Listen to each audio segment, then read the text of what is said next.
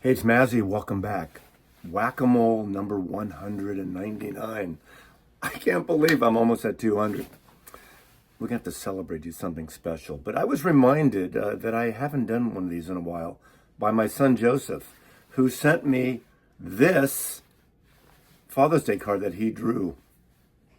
I think it's pretty funny. He does some kind of cool caricatures as an illustrator. That's one of his interests, and he just teach for young kids art too. So if you have a kid that wants to do some art classes online, reach out.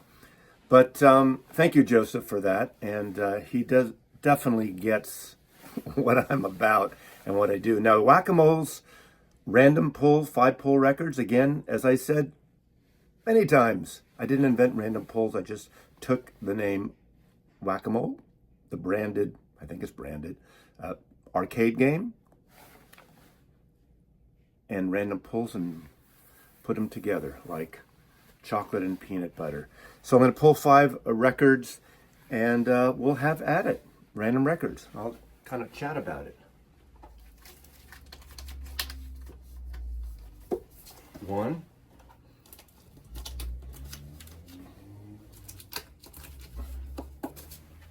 2, 3, 4,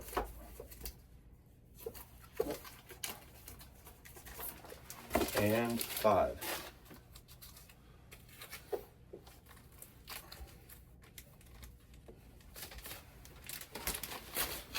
I don't know what these are, but they're in my collection, so I should know about them. Oh. Speak of one of my favorite bands, Little Feat. Promo copy. See, I got promo copies. I was getting freebies back in the 70s. What year is this, 70 or 80 or so? 1979, yeah, still in the record business. Little Feat Down on the Farm. This is as I recall, a posthumous record after Lowell George died. Big fan, of course. What a great band. One of the great American bands. They're still playing to this day. Obviously, there's a couple of original members.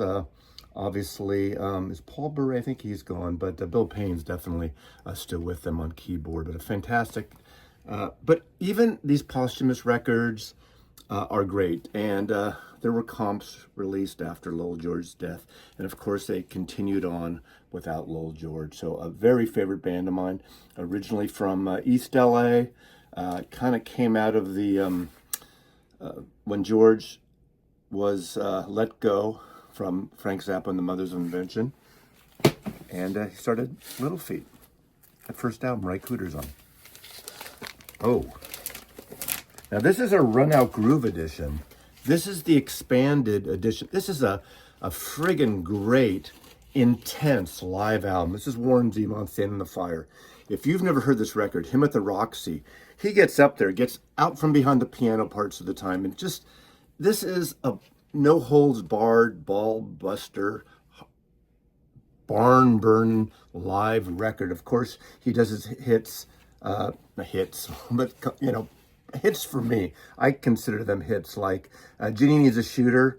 Isn't that a Bruce Springsteen song? Muhammad's Radio, of course, Werewolves of London, and Excitable Boy. Laura's Guns and Money, The Sin. Poor, Poor, Pitiful Me, that, of course, Linda Ronstadt had a hit with. But what's great about the Run Out Groove edition, this is the expanded double album, which contains the entire show.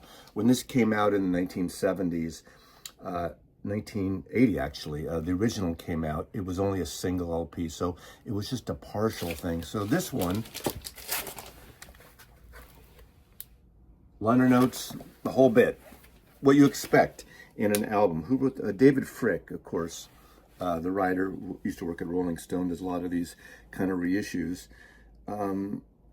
This is really good. This is a powerful album.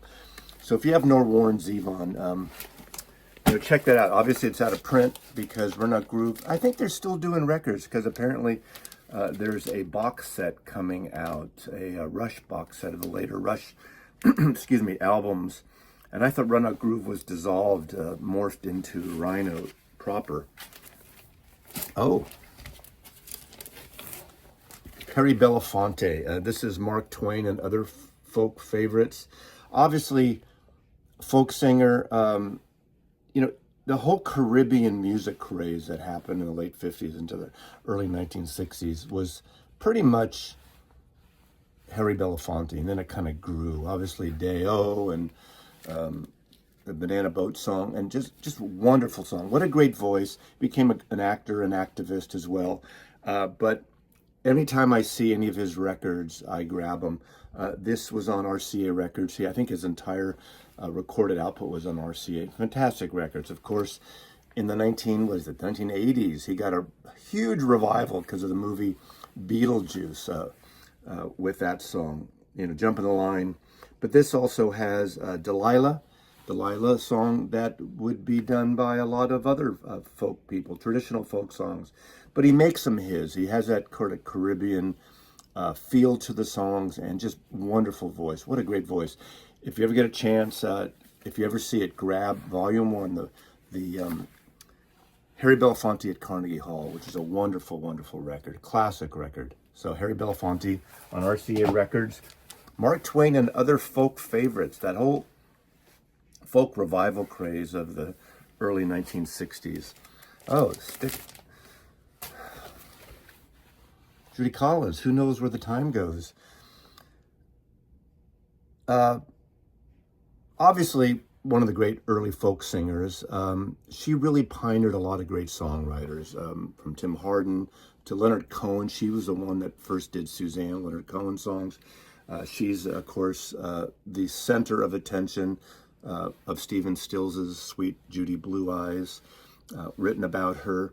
I love that on that country song she did, the Ian Tyson song of Someday Soon. It was at the suggestion of Stephen Stills, and it's one of the great interpreter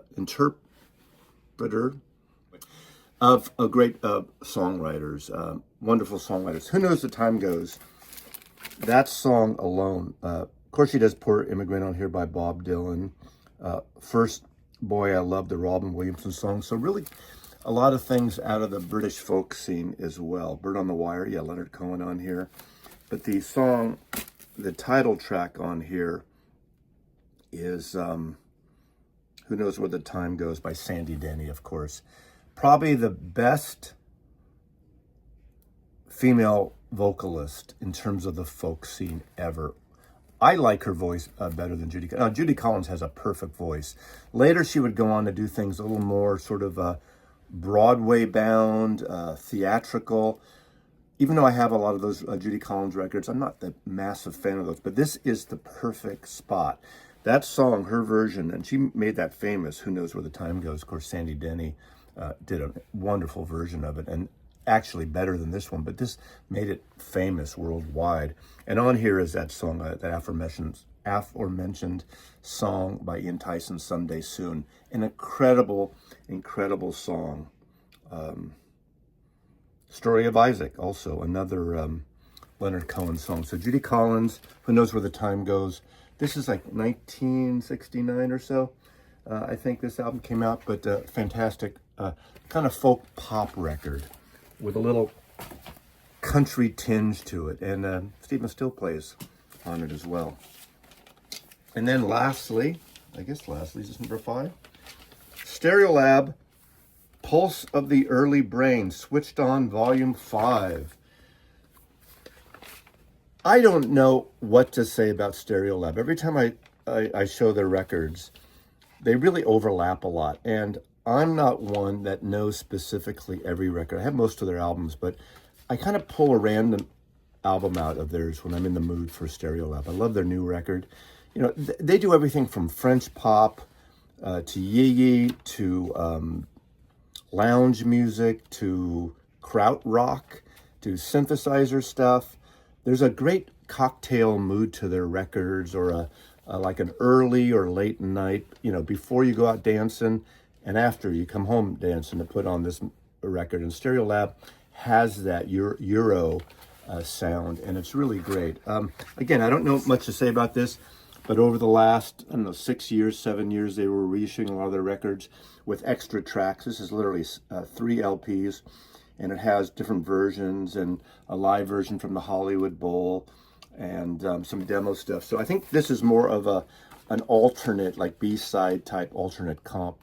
I could be wrong, but I'm sticking to it for now, and someone in the comments is going to let me know otherwise. But Stereolab, Pulse of the Early Brain, switched on volume 5. Kind of switched on Bach a little bit, no? Anyway, electronic stuff as well as just makes you feel good. It makes you smile. And where we are today, we need music to make us smile a little more. So thanks for watching. And thanks, Joseph, for that wonderful illustration, cartoon. Mazzy loves you. Take care.